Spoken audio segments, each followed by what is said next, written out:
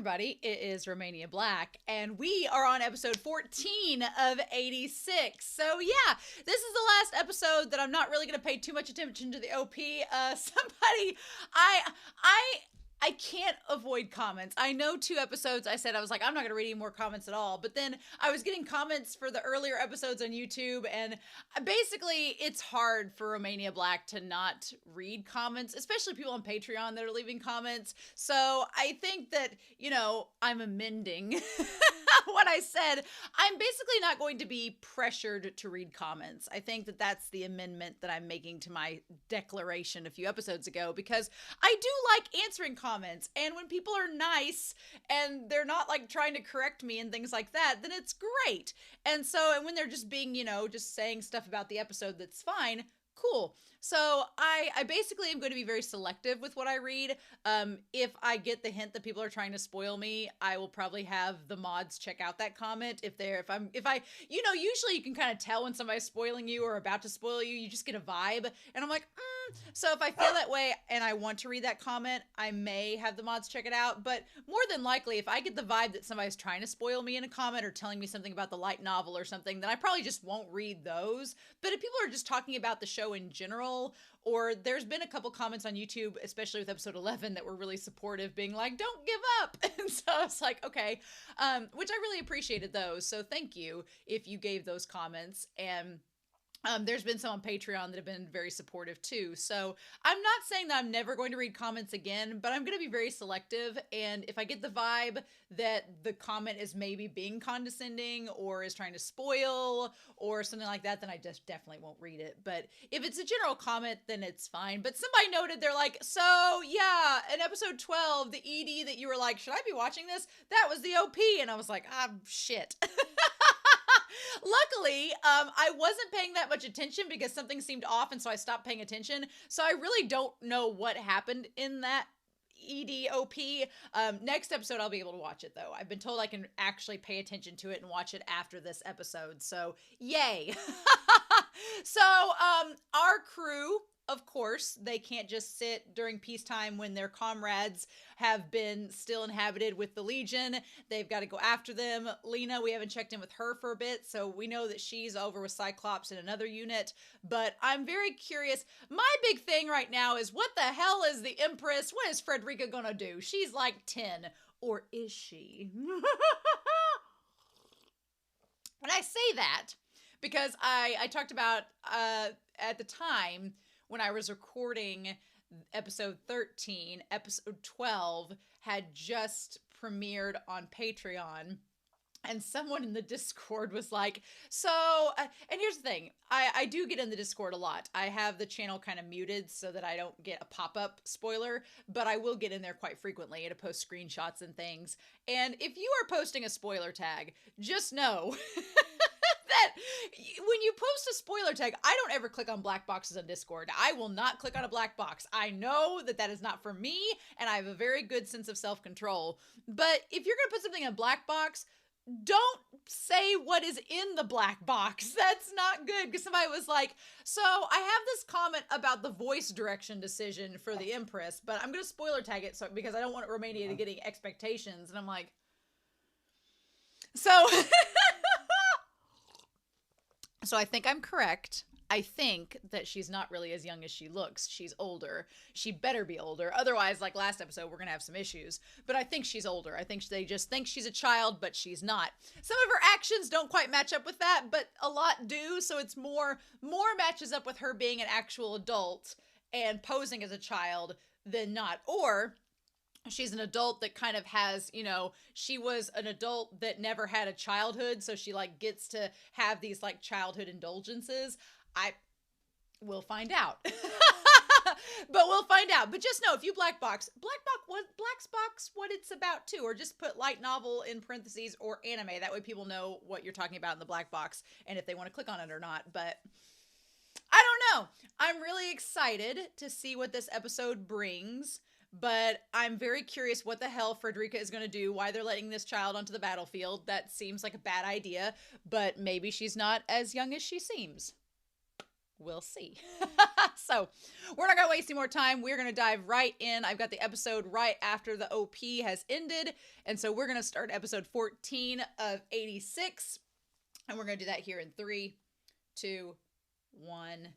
And let's find out.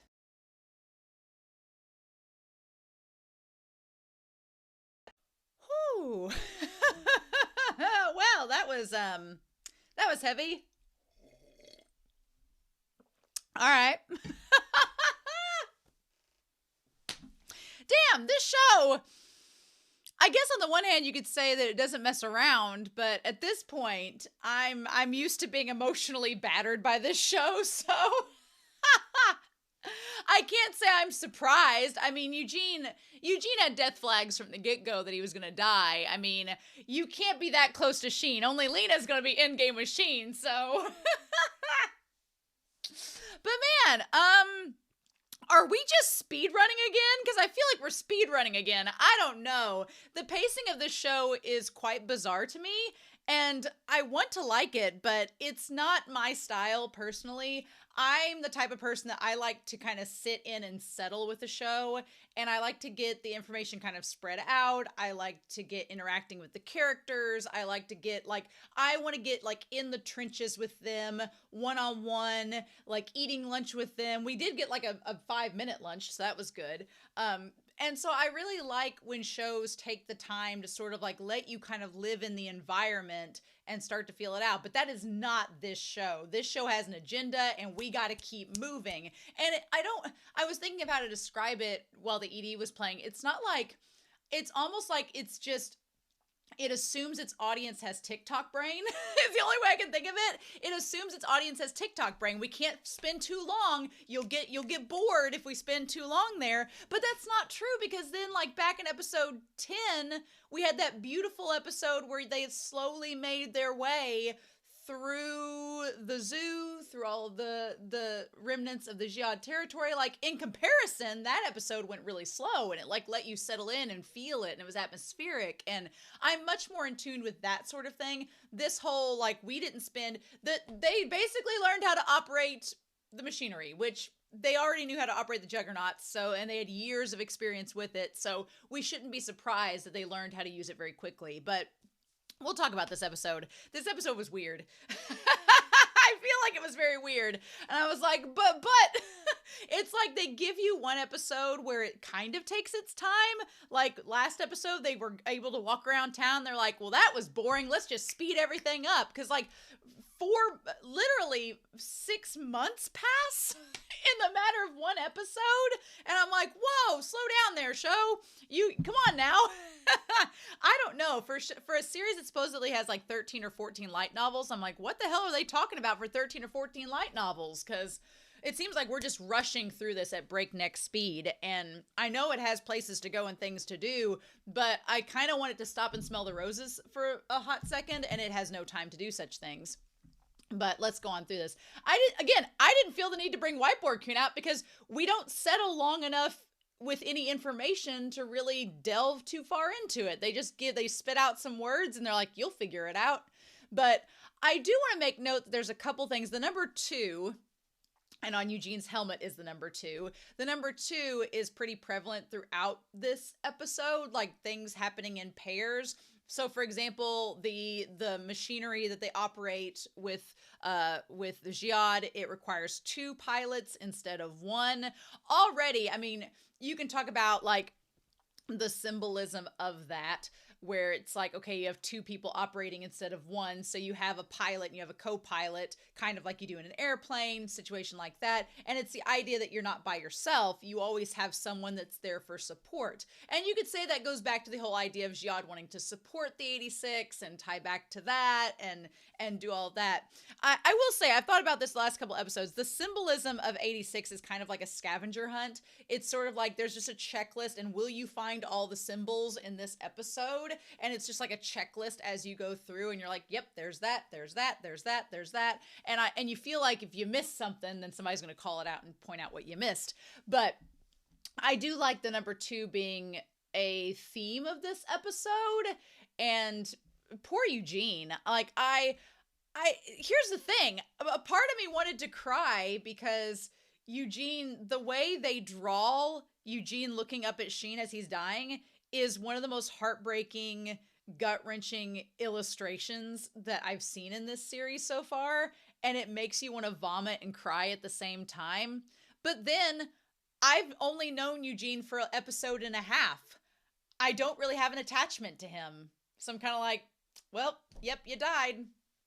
And now we move on. That's the sort of the sad thing about 86 is that you don't really have time to get to know these characters, to develop an attachment to them, so that when they do die, you're like, yeah, and and now we move on and we go on without him.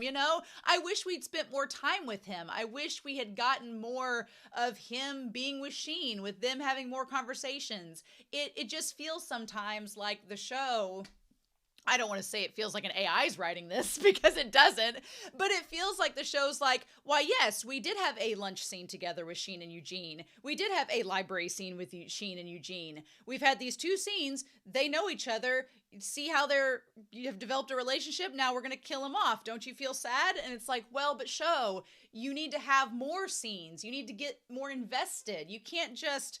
you're not going to feel sad for this character dying when you've only known him for a total of 30 minutes of screen time, So that's kind of where I'm at. I feel really like it's such a wasted opportunity. Like, why didn't you give us more time with Eugene and Shin, develop that relationship more? Like, they could have talked.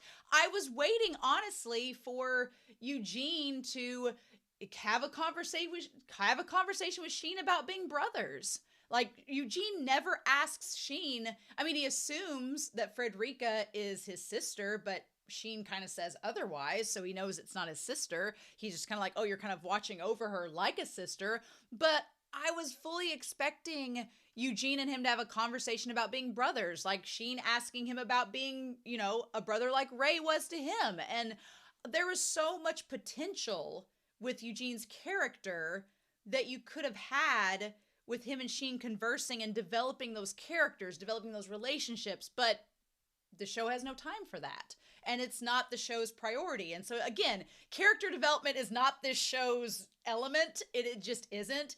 And character is my number one element in a fiction. I'm like, I want character development. I want character. And that's just not this series' priority. And it's a shame because I think it could have been so much better if it had developed it a little bit more. But we'll delve more into that. So yeah, we get this little training montage. We see them fighting like little fake legion that are shooting out the things, everything.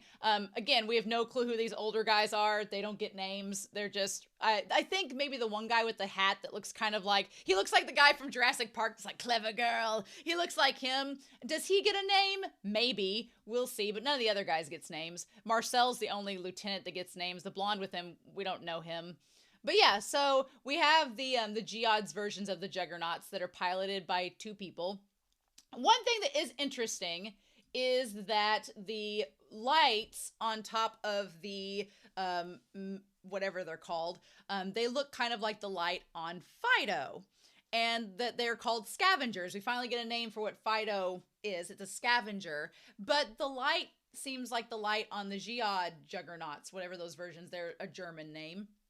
So it made me wonder, like, was Fido and that scavenger technology originally created by Geod? Because Wetzel, Spider-Woman, she knew how to fix it and modify it. So that seems like something she'd be familiar with. So, and Shin, he's been around Fido, this specific scavenger, for a while now. So what is with that? What is Fido? What's his deal? Maybe we'll find out more. Or maybe it's just in the light novel. I don't know. So yeah, we have Marcel. Marcel, it's funny. He has the name of Marcel, but he literally acts like Porco, who's Marcel's brother in Attack on Titan. So we're getting all these. And then they were like Bernholt. I was like, that's pretty much Berthold. I'm like, only different. We're just giving these names to characters. Marcel's character is intriguing.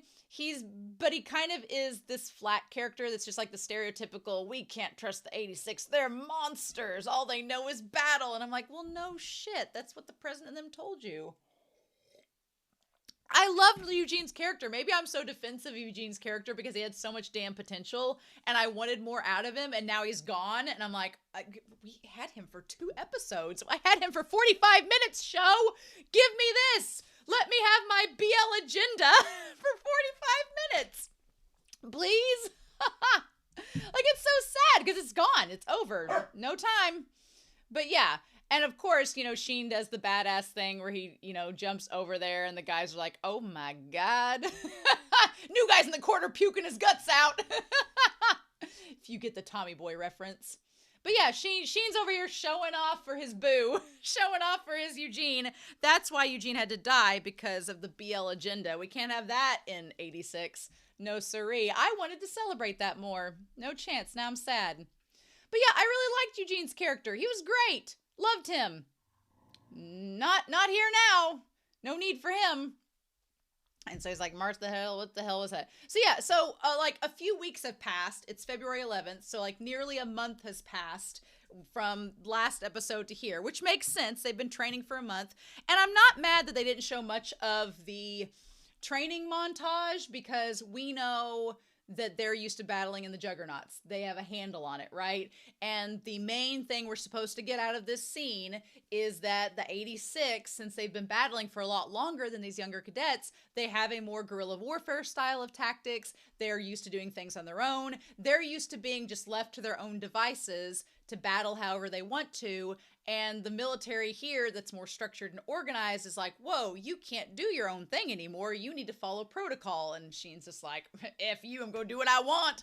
You know, one thing I'm really sad about this episode too is, again, we don't get to see what any of the other 4 are doing. Like, we don't really, we get like a little montage shot. We get a screenshot of what Theo and Raiden are doing. We get a screenshot of Anju, a screenshot of Karina, and that's it.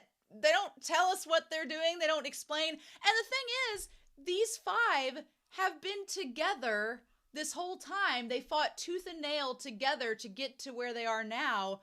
And suddenly they're all separated, doing different things. We don't even know what they're doing. They're on the battlefield somewhere. We don't know where. And Shin's just like, yeah.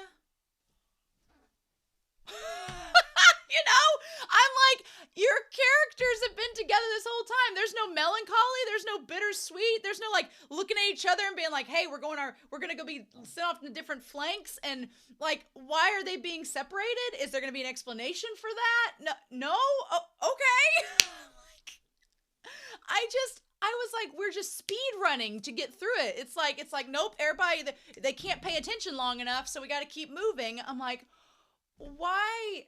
I was kind of disappointed that we didn't get to see what anybody else was doing, nor get to see them be separated, or like we didn't get to see the command be like, okay, well now, you know, we cut from February to April to end of July, and they're separated and we don't get any game plan or like anything that like leads to them, you know, how did Shin react to being separated from them? Was he just like, oh, it's just another day? I'm like, you guys nearly all died together. Shin fought tooth and nail to keep you all safe, but he doesn't say anything about eating by himself. Like, there's no character development where he's like sitting there eating by himself, eating the dinner and being like, you know, what's he thinking? Again, Shin is a very mysterious character. He's our resident badass. He's amazing. He's the Reaper, but we don't get any insight into what he's thinking about his friends being off on different parts of the battlefield. You know, he's been worried about Karina before. Is he worried about her now? Apparently not. What about Anju? What does she think about all this? Is she by herself? Is she paired up with another person? How does she feel being paired up with another person? We don't know. Raiden and Shin, they've been together for how long? On the same unit for years? 4 years? And we suddenly see them split up, and is Shin like melancholy about being separated from his best friend? Apparently not.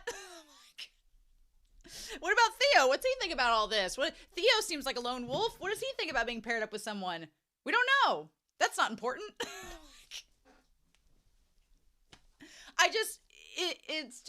I want more character development, and this show does not seem to think that character development is important, and I'm like, okay, fine. Be that way, you know? But yeah, and so Sheen states the obvious that it was better to save, it was better to lose the legs on his vehicle than it was to lose both of them in battle, right? And yeah, the thing about Sheen is that the whole time through this series, he has not cared about the state of his juggernaut, and the mechanic just kind of shrugs and goes, Sheen, what you doing? And the 86 are not used to getting parts or spares, so they're just used to running their vehicles into the ground, keeping the maintenance up and hoping for the best. So of course they're not thinking about the maintenance of the geode equipment because that doesn't matter anymore, right? So yeah. And then of course the guy's like, well, you're not going to get marks for doing this, but I'm not going to yell at you either. And then Marcel, of course. But then even Marcel, like, by the end of this, I'm like, is Marcel going to have a grudge against Sheen because Eugene died? We probably won't ever see Marcel again. We probably will never see Marcel again. He was probably a one-episode dude to prove a point that the people there in Geode in the military think that they're monsters. They don't trust them, and they think they're battle hogs, and which is funny, oink, oink, the little pig thing. And that's it. And we'll probably never see him again. It's like, hope you liked that very brief character introduction. Or maybe we will see him again. I hope to God we see him more than one episode. But at this point, I don't think that that's going to happen. And them dragging Eugene away, like, it is what it is. So yeah, I'm glad we get to see Wetzel. She's nice. I wish we'd get more with her. I want to know about her character. Why is she called Spider Woman? She seems like she's an inventor. She's a mechanic. More of her would be great. That'd be nice.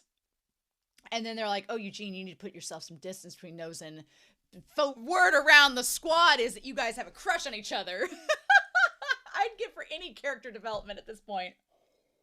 And so they're talking about the newly developed juggernauts that are being used by the 86. And how the test pilots have all died except for them because they're the only ones who know how to use it. And I do like, of course, they're in the shadows when they talk, symbolism, but they're like, those things are insane.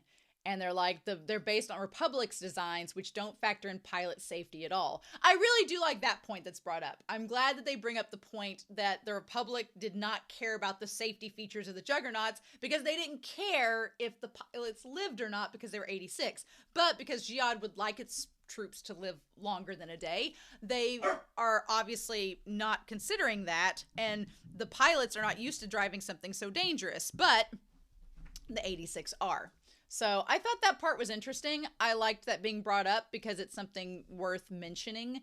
And so, okay, we see briefly. I hope you're ready for the 6 screenshots you'll see of the other 4 this entire episode. What they're doing, who cares?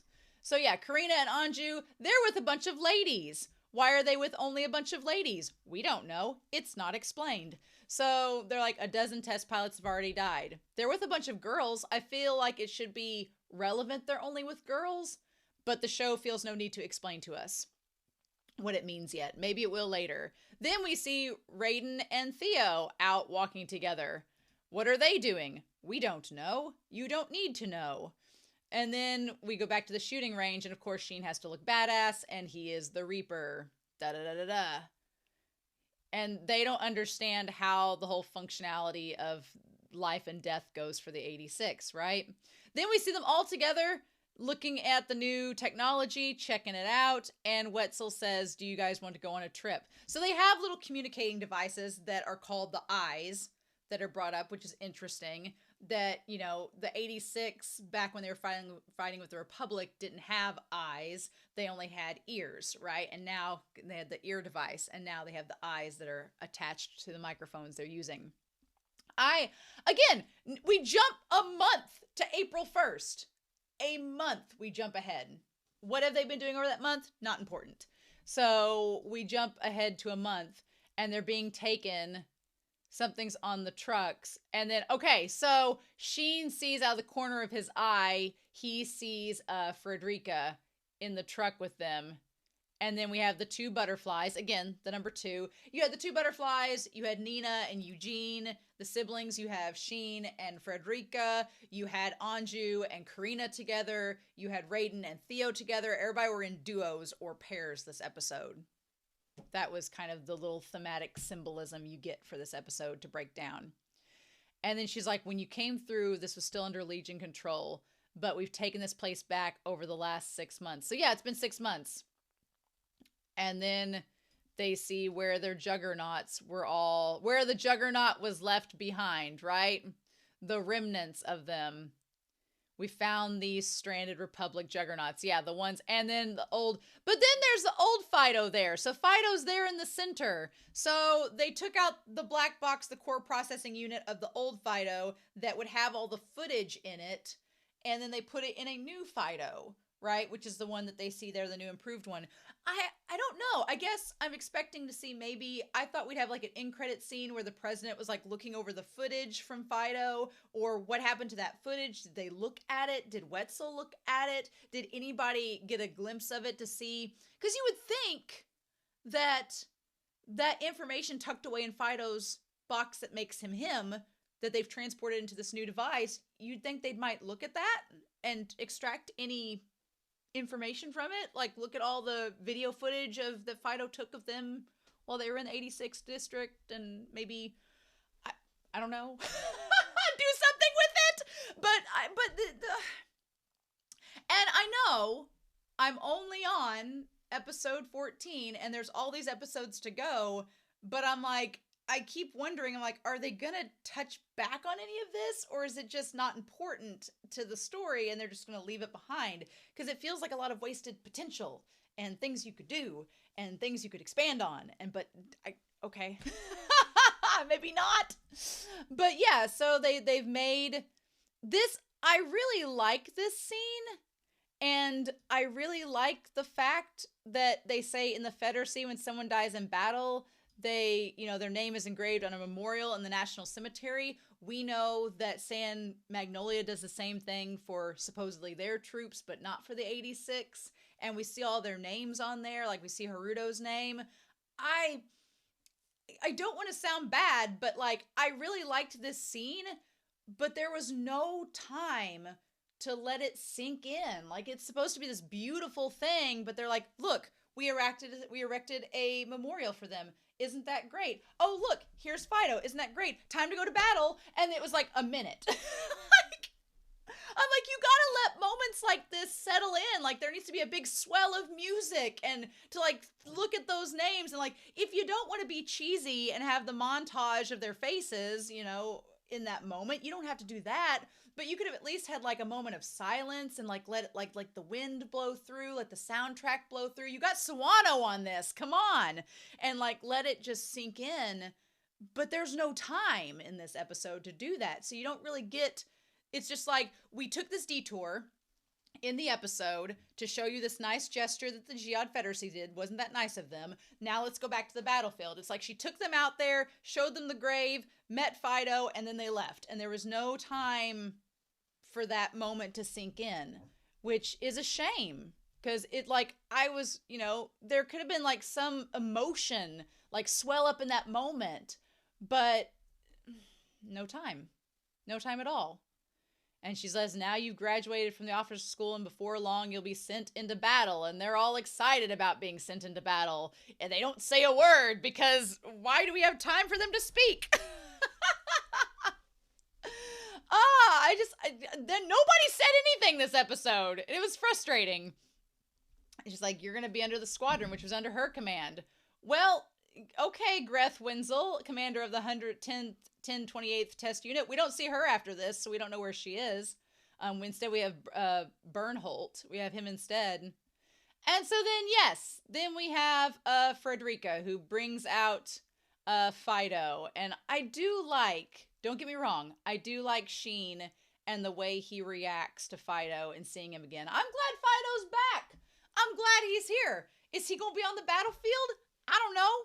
But the one thing that kind of is sad about it is that there isn't really anything from Eugene's unit to collect.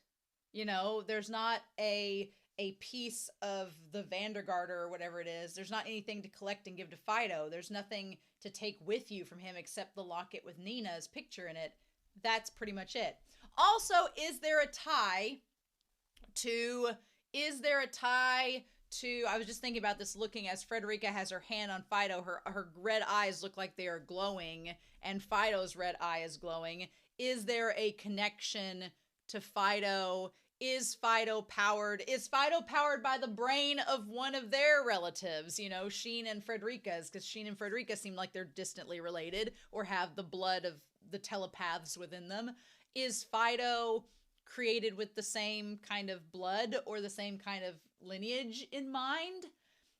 Because Fido technically sees the present and the past of Shin. It could see into his past. So does it have like a brain of one of his family in there? We don't know. The show's not telling us. It's keeping it a mystery.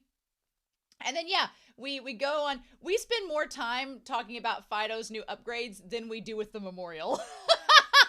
And I feel like such a bitch saying that, but like that whole memorial could have been such a pretty moment. And but I am glad that Greth rebuilt Fido. That was very nice of her. That was really cool. I liked this. This is the real Fido. We just replaced the mechanical parts. I do like the little high five that Frederica gives her. That's really cute. I also really like, there's a shot there. There's a shot, like Raiden's looking down at Frederica like, why are you here? And Karina and Anju are like, what are you doing? And Theo's face is the best. Theo's face at Frederica looks like he'd rather chuck her into Fido and have him take her back to Giad himself, because he's just like, why are you here? Why is she here is the big question. He only turned on when I gave him Shin's name. So that is interesting because we've had the whole conversation about names. Names are important, as this story has told us.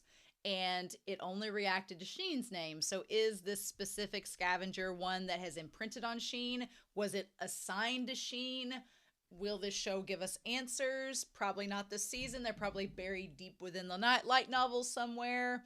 Should we get to them, right? He says, you're the proof that we made it here. However that goes. Perform your mission till you rust away. So I'm guessing his mission was to protect the names until someone finds them to show they were there. He's like, and you're still alive. He's like, do you want to go home together once more? And then, yeah, he just jumps around. And it's really cute. I love Fido. Fido is the most animated character in this series, and I love him. And plus, he's the one character that can't really die. They can just rebuild him, right? It's great. So, yes, they say, Frederica, why are you here? And they're like, what the hell is a mascot? And so, what is this? What is this nonsense? This whole mascot business, right? So they explain that it is a Giad tradition. Frederica, why are you here? And they're like, you have young girls like me. What does they say here? I'm trying to get back to this little spot here. They say you have young girls like me eat and sleep with the unit with them. She's like, that's the whole thing. And the unit becomes a found family and becomes willing to risk their lives for their beloved daughter or sister. That is some weird shit. What? Why? Okay, look. That's weird. I don't know. I mean, I get because there have been, like, in history, like, battle maidens, women that are like used as figureheads to be like, you know, gentlemen, fight for your lady. She's the Helena of Troy. She's the battle maiden you all are getting victory for. The spoils of war. You know, there's been that throughout history. But it seems like a weird excuse for her to be there, if I'm being honest, because I'm like, they even say later on, they're like, nobody else wants to do that tradition because they all find it creepy to have a small child on the battlefield that you're fighting for. And it doesn't really fit them because they're already a found family. They were a found family before she showed up. They were fighting for each other and their comrades. and they were willing to risk their lives for one another before she came along. So it's weird because, you know, if they were all in disarray and they didn't get along and they were all chaotic and they couldn't find common ground and they were all like arguing with one another, like, why are we here? I don't like you. I don't like you. It would narratively make sense for her to come in and be like this anchor to ground them all together, right? That would make sense. I'd be like, okay, sure. But they're already a found family. They're already cohesive. So it seems weird that she's like, I'm going to make you guys all a found family. And I'm like, bitch, they already are. So why are you here? That doesn't answer the question. She's clearly there for another reason. She's just using the mascot meaning as an excuse. God, I hope. I hope it's just an excuse. Because I'm like, how weird. What a weird thing. For their beloved daughter or sister. And it's a Jihad tradition, which they say later nobody upholds anymore, right? Now, could the whole thing of her being the princess that they're dying to protect, that seems like it's tied to her knight, Kiryu, that is, you know, he kind of said that to Shin. So maybe he took it to heart. But that brings about the question of how old is she? Because it used to be a tradition. Now it's not so much. Is she like Genkai 2.0? How old is this girl, right? Is she like Genkai from Yu Yu Hakusho or Bisky? Is she one of those situations? And they're like, And she's like, I'm joining the test unit as your mascot, which means I'm your goddess of victory. I do think it's pretty badass that she's called the goddess of victory. Would be pretty cool. She's giving me Nell vibes from Bleach in this, which is interestingly enough, which maybe that's the case.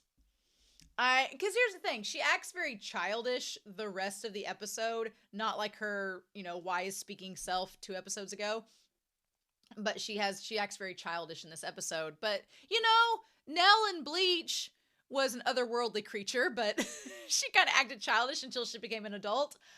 Will Genkai 2.0 do the same? I don't know. Will Bisky version 2 Electric Boogaloo do the same? I don't know. Now, the one bit of symbolism I did like in this was her handing Shin the gun.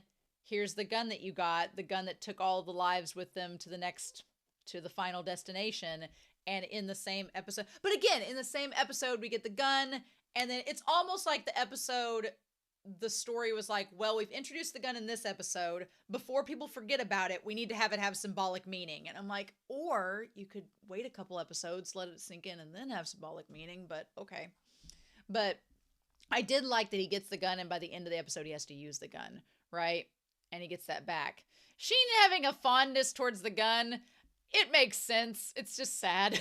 It's sad that they're all smiling and so happy when they're going on the battlefield to die. It's and the fact that they're like happy he gets his gun back that he gets to kill people with, it's very melancholy, right? And the episode's called Glad to Be Here when the rest of the episode is just very morose again. But at this point, I'm just over it. I'm like, nothing can be as dour and depressing as episode 11. So at this point, I'm like, come on, show. Give me your melancholy. Give me your dour sorrow. Give me all your dead bodies that you want. You've already faked me out once with episode 12. I won't be fooled again. It's like, yeah. And the whole thing about I'm not dying yet. It's interesting.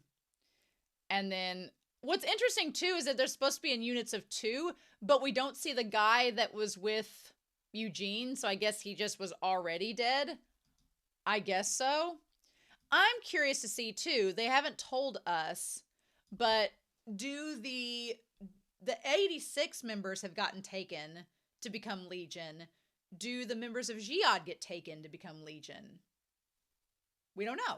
They've not told us. We are supposed to assume, I suppose, that happens, but they've not come out and said it. And again, we talk about character development. Why, if they have been taken, you would think that would be a way in which the 86 could connect to, if there seems to be this dissent between the members of the Jihad army and the members of 86. But if the members of Jihad are being taken as well by Legion, you would think the members of 86 could use that as a connector, being like, hey, we've gone through the same thing.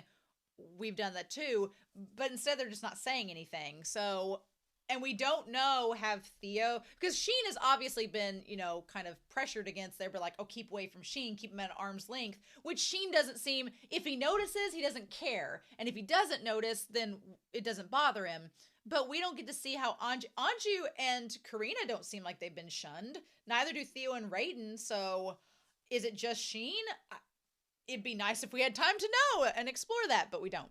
So I did think it was interesting how they were telling the members of the army, I'm honored to die for my homeland and my comrades, which there's that sense of pride that they have in the military of Jihad, which the 86, it wasn't necessarily that they had pride fighting for the Republic, because they didn't. It was mainly just for survival and for their pride in themselves and their comrades more than who they were fighting for. So I thought that was interesting. And then, of course, the Legion's still going on, doing its thing. And then poor Eugene. He gets there, but then in comes Shin with the Reaper, and he manages to use the blade and hacks him through, right? And saves Eugene. Look at him go. He's like the new Reagan Leaf. Again, we don't have enough time spent with these new equipment to really get to know them, but except by name. The Monsters of the Republic. Which, again, it's interesting that they're being called monsters by the Jihad now, too, as well as by San Magnolia. And then there's two little red daisies, which symbolically, if you go to the end of the episode, there's a white daisy that's splattered with blood. So check it off. Check off your symbolisms of twos. But yeah, I wish we knew who this lady was, the lady that gets onto Shin, but he doesn't care. She's like, stop abusing it. And he's like, it's fine. The Legion are going to withdraw. But he hasn't explained to any of them that he can hear the Legion leaving. So they don't know. Who knows? And then Frederica is there with Bernholt. You can't get rid of me by begging their paracrew to help you. You're just a mascot. I feel like she's more than that. But the question is, do the older officers know she's more than that? Because Bernholt doesn't seem to have any response to her. We don't get to know his character at all. Who knows? And then he goes back to eating at the mess hall. Yeah, the forward base 15. That's all we get to know about it. Now, they do say, we sent a request for help yesterday, right? A second lieutenant running a whole battalion. Supposedly all his superior officers died. And it's at a squadron staffing level. And they're like, who killed them, I wonder? So I'm like, do they think that Shin killed them? Do they think he's been responsible? The headless skeleton possessed by a Reaper. Creepy. And then Eugene's like, I'm going to be nice and sit by him because I'm not a bully and an asshole. So I like that we have orange juice, carrot juice. We have sweet tea. Tetre is what it's called. And then what else is there? It's like black... something classic, like black cider, interestingly enough. And then he sits next to Shin, right? And so, yeah, the thing about it is, Shin's like, oh, you ended up here. And Eugene's like, yes, last month. Like, he's been there a month and Shin hasn't noticed. He's just been, doing his thing. And then they just, for some reason, then suddenly there is Frederica with her teddy bear. It's like, she doesn't want to eat the mushrooms because it'd be rude, and he makes her eat at least one. Again, she acts very childish here. She's like, oh, you got rid of all the mushrooms for me, except the one. And then she's like, eh. She's like Ron Swanson trying to eat a banana. And he's like, try harder. And he talks about them saving him. And he's like, you've been busy, right? What does he say there? He says, oh, sorry. He's like, there were so many requests for help, I didn't notice. He's been just going here. And he's like, oh, yeah, you're busy. He says, enough for the squadron to be split up. Yeah, that part right there. And he's like, oh, that's why it's just the two of you. I'm like, what? Where did everybody go? How'd you react to that? What'd you all think? What's their missions? Will we ever find out? Maybe next episode, I hope. Or not. Or it doesn't matter. And so, yeah, she's like, oh, you were in school. That must have been hard. It's like, you never know what he's thinking. He doesn't look up his book or say a word. And he's just, Shin doesn't get to talk. Right? He's just quiet. He's like, I think we'll get along. And the moment he said, I think we'll get along, I'm like, or you're going to die. And then he's like, let's be friends. And then, yeah, he shakes hands with Frederica. And then what's interesting is that Shin doesn't let Frederica hear Eugene being shot because they became friends. He didn't want Lena to hear either, but she stayed on the line, right? So we see inside, I get why she got the bear now. It stores things. Imagine the symbolism of a bear with things deep within being held by a girl who's obviously, hopefully hiding secrets. Who knew? But yeah, she has a little camera, has a little girl with purple hair on it, and then something that says magic on it. And she's like, let's take a photo to remember this day. And she has like the special camera. The moment she said, too, let's take a photo to remember, I'm like, she's going to give, I'm going to call it now. She's going to give that photo, or Sheen's going to get a hold of that photo of Eugene later. And maybe he'll cry. Maybe he'll shed emotions when he gets the photo. We don't know, but it's going to come back. That photo is going to be shown later. She's going to give it to him. Because we don't get to see Sheen's face. Because Eugene's like, oh yeah, let's take a photo. And he's doing like the little wink and the little peace sign there. And then we don't get to see Sheen's face. Sheen's going to be smiling in that photo, right? He's going to be smiling and look natural in that photo. And then that's it. Is this part of the job of the goddess of victory? To take this photo. And then we see her face look very melancholy, where it says, the Dream Witch Magico. The Dream Witch, huh? Is that what she's called? Interesting. Interesting. And then she says, it's all I can do. What does that mean, show? It's all she can do. All she can do is take photos and save memories. Why? Why can't she do anything else? Why won't you give us clues or tell us secrets? And then that's all that gets said. And she's like, well, I don't want to interrupt your meeting or your secret date, so I'm going to leave. And then she just goes. And so she became a mascot, huh? And then Sheen's like, yes. And he's like, nobody even likes that old custom anymore. Even someone like her, if she's there, we have to protect her. So I'm like, is that, he calls it, what does Sheen say there? He says, we're all strangers, so they must think they need a hostage. So, you know, that whole thing about found family, they were already a found family. So basically, Sheen's like, they think that by having her out there with us, we're not going to run away or desert. We're going to fight for her. So she's basically our hostage in the situation. But like, there's more to it than that. There has to be. And so I'm just holding out, waiting for the show to tell me things. But this show, it is a very all or nothing. They're either going to give you no crumbs, or they're going to just about reveal it to you, but there's like no in between. It's an on or off faucet. She chose that path. And then Eugene's like, well, does she have a reason to fight? You know, why is she out here? And I'm like, well, she has that whole guy that's the knight. She just asked them an episode ago to save him. Like, you know, and Eugene kind of questions that, but Sheen, what does he say there to that? He picks up, he's like, well, maybe you're right. Like, what about her knight? What about that? Nothing. And then he asks about Nina, and she's staying with his aunt, so at least she's protected. And he basically says that we don't have any parents, so I need to make money for her, which again is how Sheen could connect to Eugene and talk about it. I just wanted more talking with him, because he says it's rough being a big brother. And I wanted Sheen to open up a little bit more, because Sheen doesn't talk a lot in this series, and he's just this stoic badass. But I'm like, I want him to open up and talk to people. And Eugene was a perfect opportunity for him to like get some closure about Ray or whatever. But nope. He's like, you can't have her. And the moment, again, there was like so many death flags at this one sitting.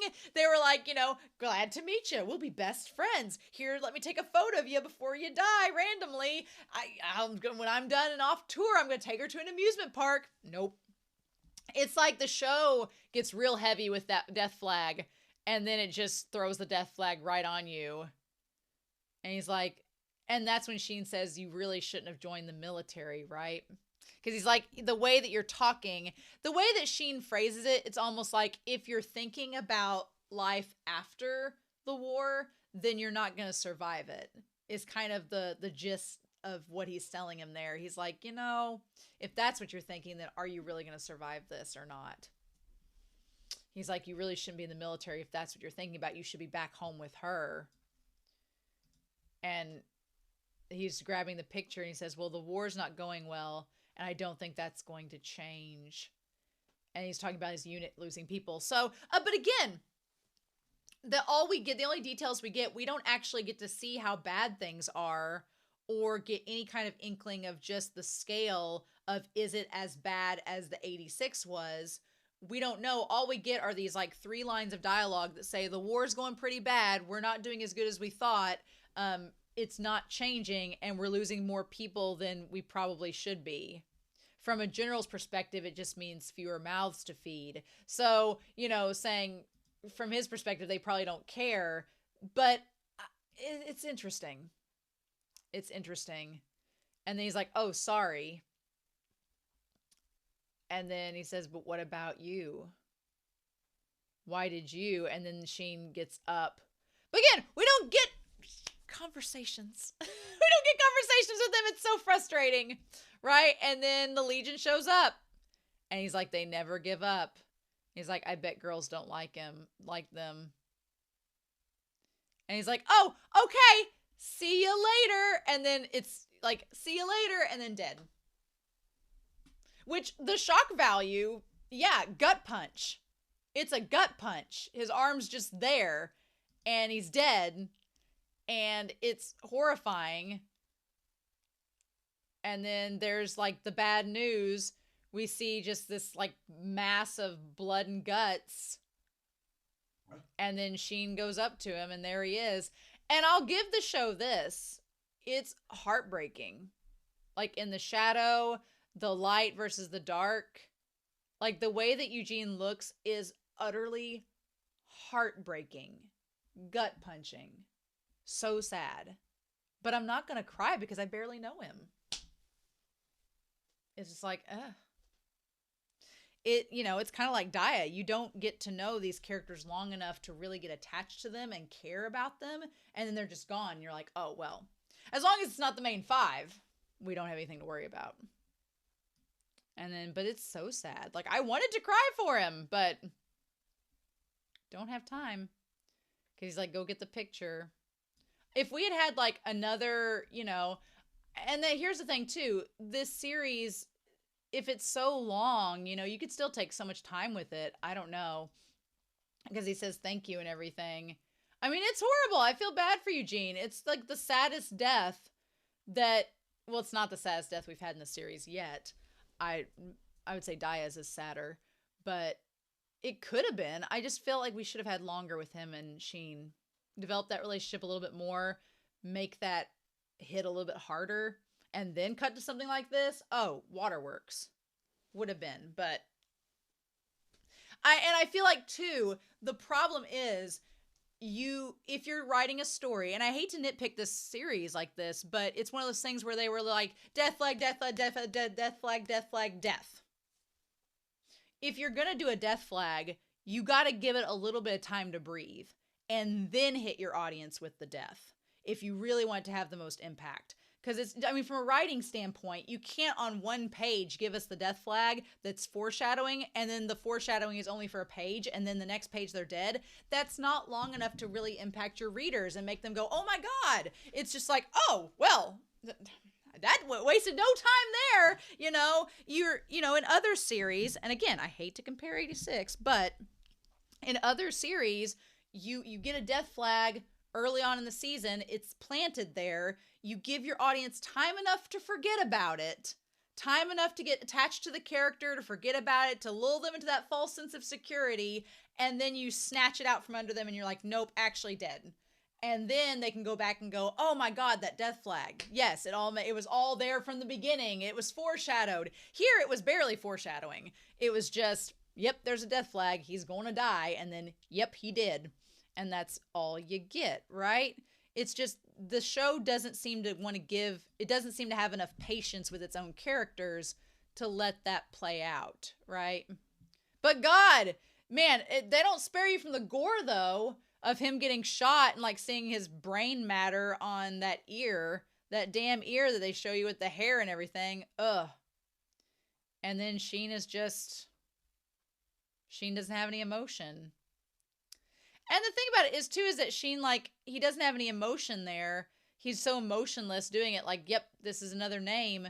But then he gives the tag to Marcel and says, oh, good timing, make the casualty report, and gives it there. And he's so, like, emotionless. I'm like, I would have liked to see a flicker of emotion on Sheen's face, or I would have liked the episode to, at the end of the episode, shown us, like, him holding the photo and him crying. Like, I want Sheen to have more emotion, I guess, surrounding that. But he barely knew that Eugene had been there for a month, so why would he?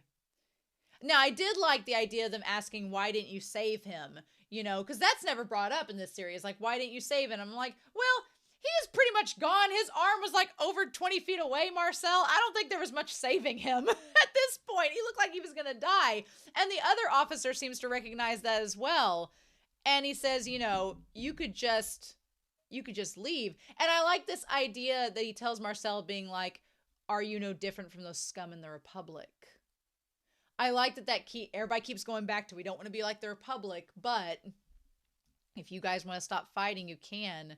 If you're fighting to repay us for saving you, there's no need. We won't force you to fight.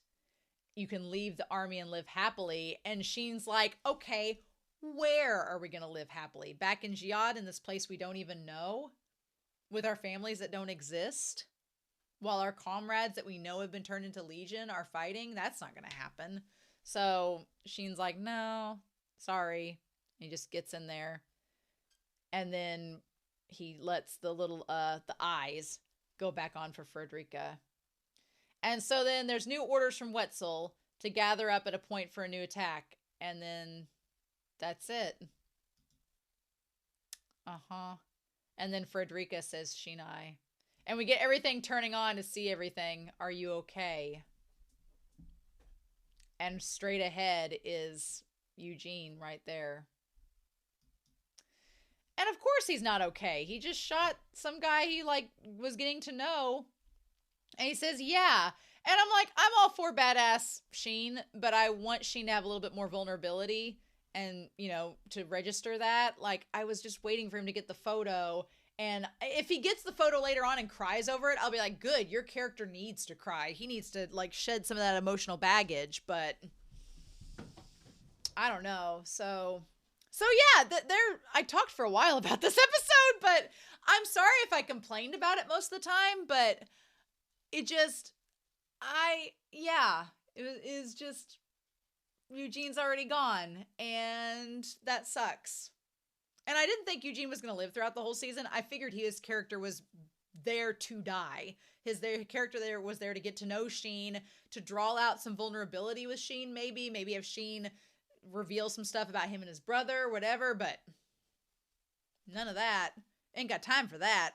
So I am a little disappointed about that. I wanted Sheen and Eugene to develop more of a relationship, and we don't even know anything about the other four.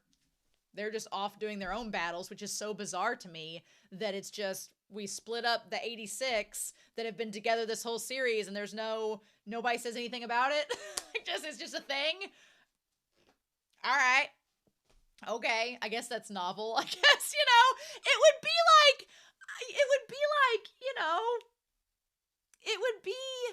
like, and I hate to compare it, but I'm going to do it. It's just like, it's like Attack on Titan. We're just going to split everybody up to different parts but at least in that series, you followed where the other people went and you saw what they did, and they all had their own plots and storylines, and it developed those characters, and you got more out of it, and you got to see what they were doing and interacting with one another. This just stuff happens, and the interactions are like, they're on a surface level. They're there, but this show is definitely more about symbolism and theme than anything else. And then the plot's there and characters like down there for me, which is probably my biggest complaint, is I just want more character development, and it's just not happening. But that's okay. Maybe in the future. So I'm going to keep my fingers crossed that we get more on Frederica, more on the family that she has, more on this. And I know that everybody in the comments will say, well, Romania, it's a whole book series. You're just in the very beginning. But I'm like, we're 14 episodes in, and come on now. Give me more. I realize it's a long-running series and there will probably be answers, but you gotta tease your audience with that mystery. You gotta give them a little bite of the carrot. Right now you can see the carrot, but they're not giving you any bites of it. They're just like, maybe figure it out. I don't know. Will we explain it to you? Who knows? Maybe 10 books from now. And you're like, okay, all right, but I'm gonna quit bitching now.